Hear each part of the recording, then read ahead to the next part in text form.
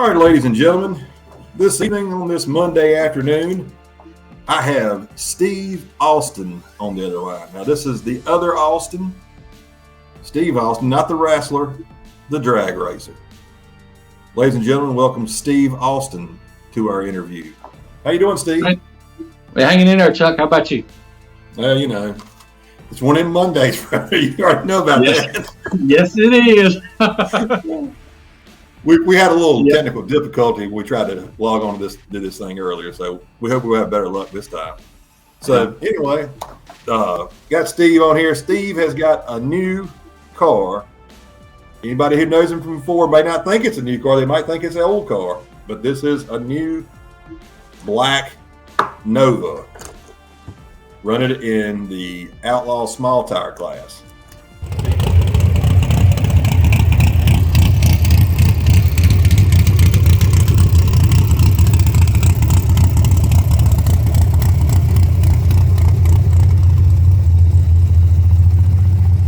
Steve, tell us about your new car.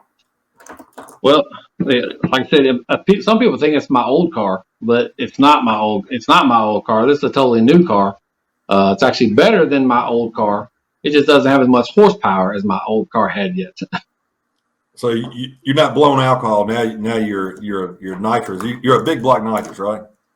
Yeah, right now it is. Yes. Yeah.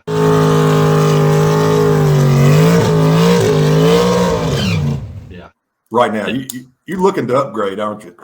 Yeah, I mean, nitrous is good for some people, and some people may like it. Some people might like 6 kids, but I prefer boost. I like something that's going to keep you in your seat the whole way. You like it alcohol too. It's cheaper, isn't it? Oh yeah, cheaper. Yeah. Hey, if it's cheaper and makes more horsepower, how can you lose? Yeah. Why wouldn't you want that, right? Oh, exactly. Who wouldn't? Yeah. Where'd you get this car from? Where'd it come from? Guy in Madison Heights had this thing built and never ran it. Medical issues prevented him from being able to drive the car, and it's been done for a few years. And then they put it up for sale, and then we ended up getting it. And to date, I've changed about everything on the car, and we've only had it for a few months. I changed about everything except the actual transmission and the short block and the rear end housing. So you changed the heads?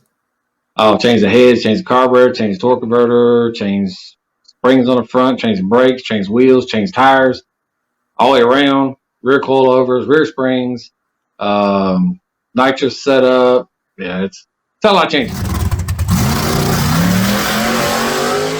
It's got a bunch of carbon fiber and stuff in it. I said this car was a big tire car, wasn't it?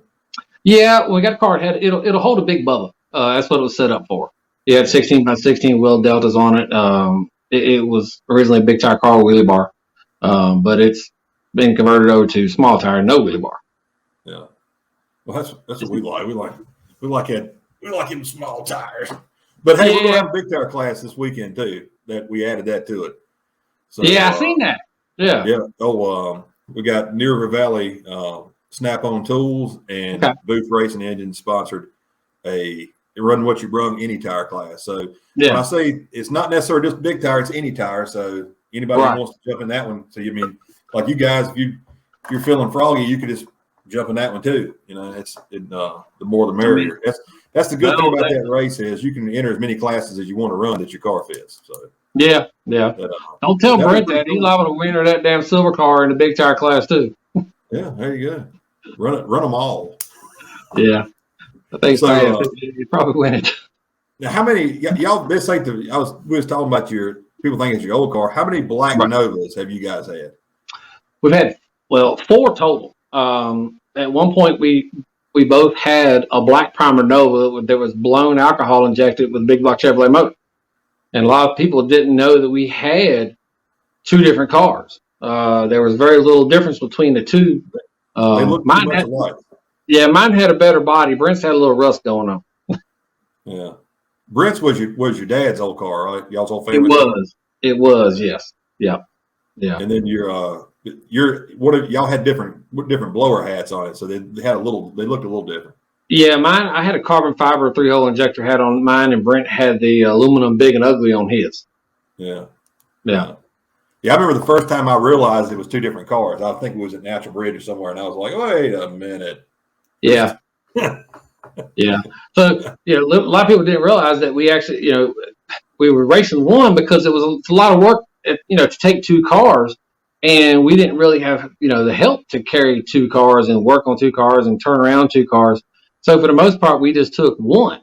And if something broke on the other one, well, we had a whole complete race car, race ready, sitting back at the house that was primer black. It was a Nova. It was blown alcohol injected. We just take that one and race that one the next weekend.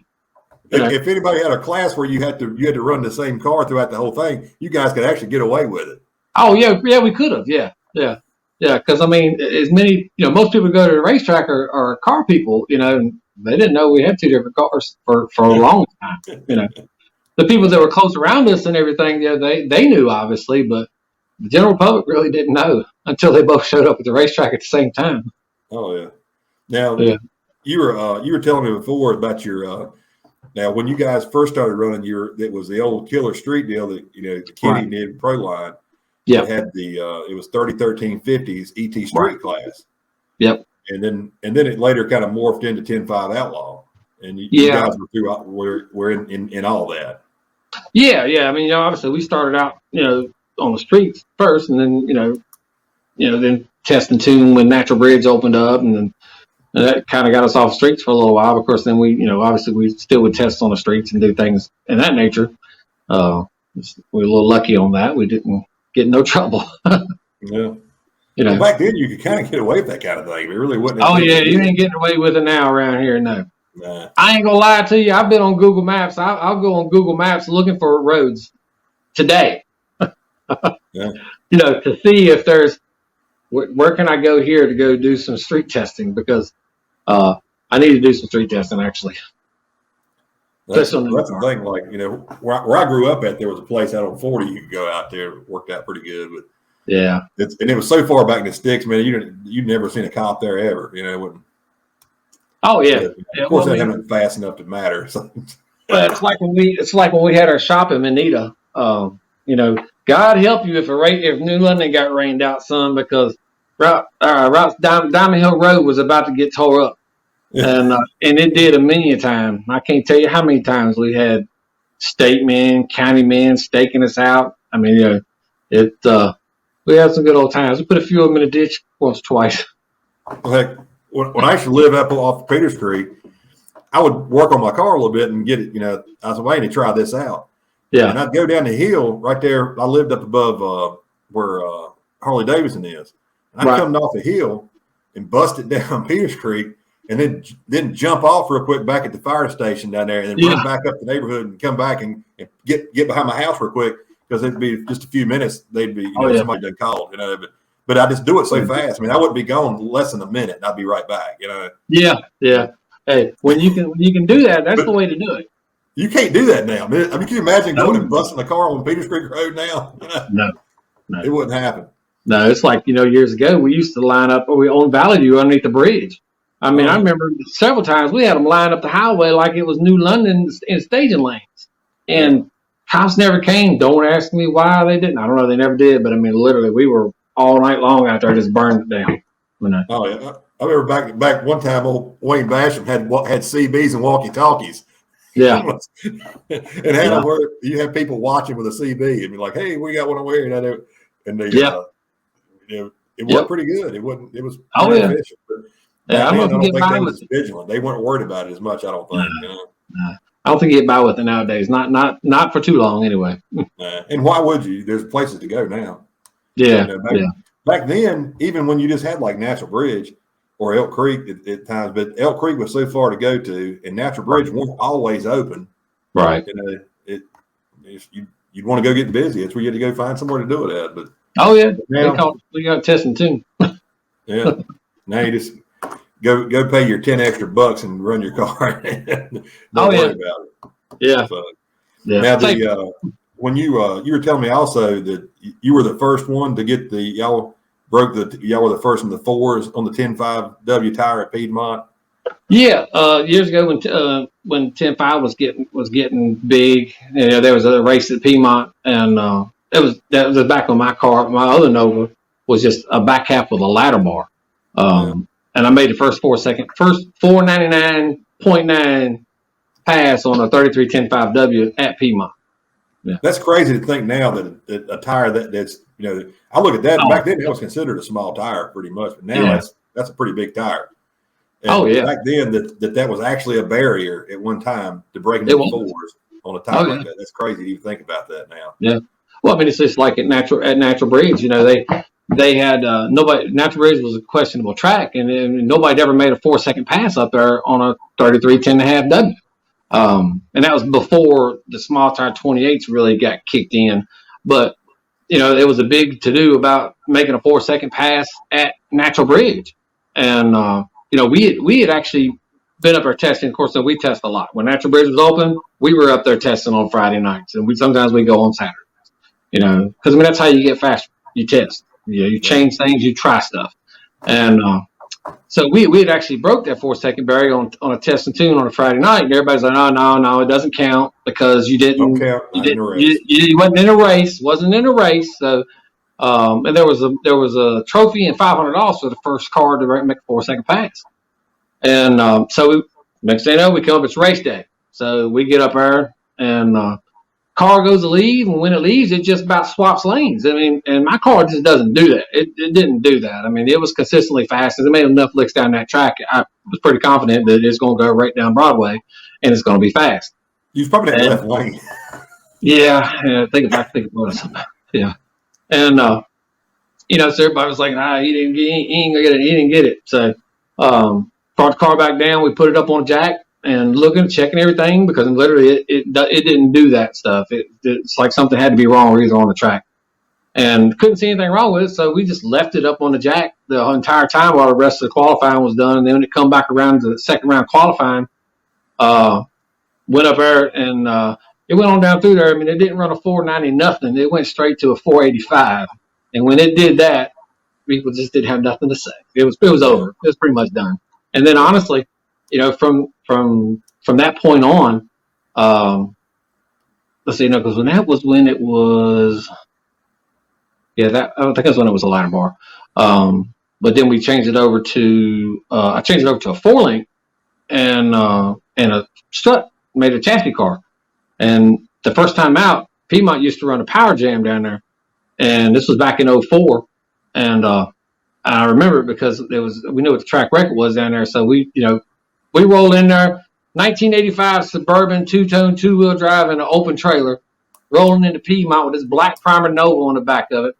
And I remember when we got there, this guy, he had a big rig trailer, all the stacker, all the stuff, and he was running in the Outlaw 10.5 class. And the guy asked me, he said, "That thing fast?" I said, "I don't know. We're gonna find out here in a little while because we ain't made no hits on it yet." And the second lick down the track, it broke the 10.5-inch record, which I think at that time was like I think it was a 477. Is what the track record was actually on a 33-10.5 at the Outlaw 10.5 races down there at the Power Jam. So we ended up winning that. And then what was the record? What'd you break it to? 69, I think is what it was. I think we win a 60. We win a 69, but the record at the time was a 77. And the second pass we win a 69. And would you love to go back then with what you know now? Yeah, boy, let me tell you. I mean, you talking about, yeah. Yeah, because we've actually taken that same combination and went 420s, in later years, Yeah. Of course, now everything's drag radial, super crazy fast, but I mean, that ain't the same thing as a old floppy tire on a questionable track, Yeah. It depends on what track you go to, too, so. You got a No Prep King event, you might as well throw everything you got at it. Yeah, I'll just call it Kings. Yeah.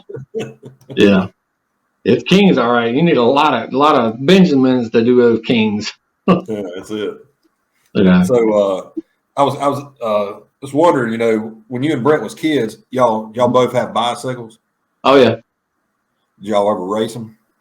Anything that would move, we were racing. And who won? Did y'all?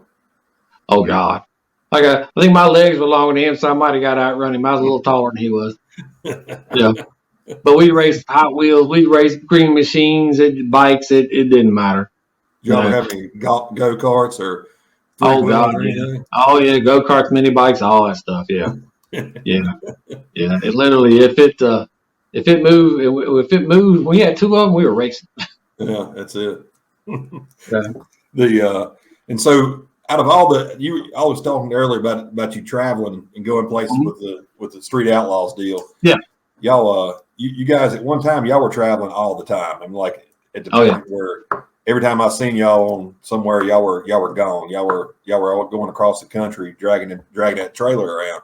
Yeah. So tell me a little bit about that experience and what it was like traveling and doing all that stuff. And man, it was a good time. You outrun Big Chief.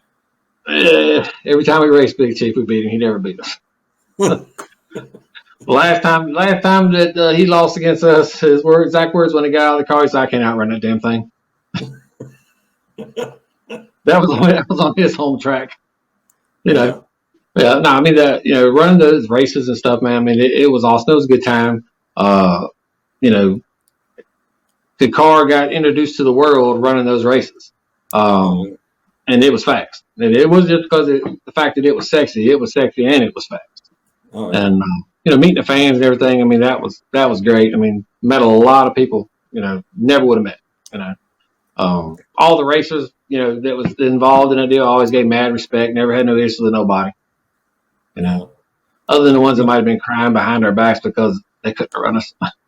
Yeah. What were they going to cry about though? It's like, hey, we got this daggum guy in a '69 Camaro wearing us out, wearing our pro mods. Hey, that's just it. You got a home built hot rod, home built chassis, home built motor, home built transmission, home built rear end, home tuned, not a hired tuner. Hell, we learned. Hemis in the trailer, didn't have 5 chargers. Right. Yeah. 3 transmissions and extra rear end housings. Oh yeah. Now we have one going around in a tag trailer, weren't you? Y'all didn't have no stacker big rig, did you? No. We had a 34-foot Hallmark Edge 3, I think it was, whatever. Yeah. And then the RV, of course. Y'all probably had the smallest trailer in the whole place. Yeah, we didn't have that thing. The RV in a trailer combined was 82 feet long. You stick it on the back of an RV, you've done something. Yeah, man. It got when it first started out, it was. You ain't going through their McDonald's drive-throughs, that's for sure. Oh no, dude! I tell you, I remember one time we left Maryland. We were about out of fuel, and because we thought they'd have a fuel truck come through to fill, just so you can fill the RVs and the toters and stuff. Well, they didn't have a fuel truck come through there, so we're running the entire weekend on a generator, and we were leaving Maryland. We were about to run out of gas, and we came up to this intersection, and right across the intersection was a Sheetz gas station. And thank God that the diesel was on the very outside pump that we could literally pull up to get fuel. But when we did, we blocked one lane of traffic with a trailer. Yeah. But what are you supposed to do? You supposed to run out? Like, sorry, guys, we're just going to run out. We don't want to get y'all's way. Yeah, it's 82 feet long front to back. Call me a tow truck. Yeah. And then we was ready to go home anyway. So it was Sunday morning and it was raining. So that's a stressful way to travel too. Anytime it's bad enough just pulling a regular trailer for a long distance, having to constantly keep in your mind about that trailer and that it's back there and not forget about it and watch every turn, make sure you watch for everybody else. I can't imagine doing it with a daggum, with an RV and a daggum trailer. Because like I said, and it ain't like you was just running across the next county over. You guys were going across the country on them. Oh yeah, you got to watch. You got to watch where you're going to. You got to plan your roads and make sure you ain't gonna get in a squeeze you can't get out of. Yeah. Right. And end up having to put kerosene in your diesel truck to get it. Yeah. Now I have some notes here. Okay, what was your favorite race? The most awesome race you guys ever went to? Don't have to be No Prep Kings. It could be Old Killer Street. It could be Natural Bridge. It could be any of them. What was the one race that if you like to go back and relive, what would it be? $200,000 Bristol race. It's all about the money, wasn't it? Hey, well, 8 days before that, we also got a $50,000 race in Oklahoma. Yeah. Oh, y'all won $50,000 in Oklahoma before that? The weekend before. The weekend before. Mm-hmm. So you guys won $250,000 in 2 weeks. 8 days, actually. 8 days. Wow. Yeah. Yeah. That's a pretty good week. Yeah, that ain't bad. Yeah. Nah. Not bad at all. And you did it beating the same people that you beat the first time around. Yeah. You can do that. You can do that regularly. You don't guess I guess you could race all the time, Yeah, I might be able to take a day off. Yeah, every once in a while. Yeah, might get a week's vacation in there somewhere. Yeah. Well, it's getting a little late, I guess. I know your wife and your dogs is probably wondering where you're at. So yeah. I appreciate you talking with us, and don't forget we're going to have that big race this weekend. Friday we're going to have some testing for the race.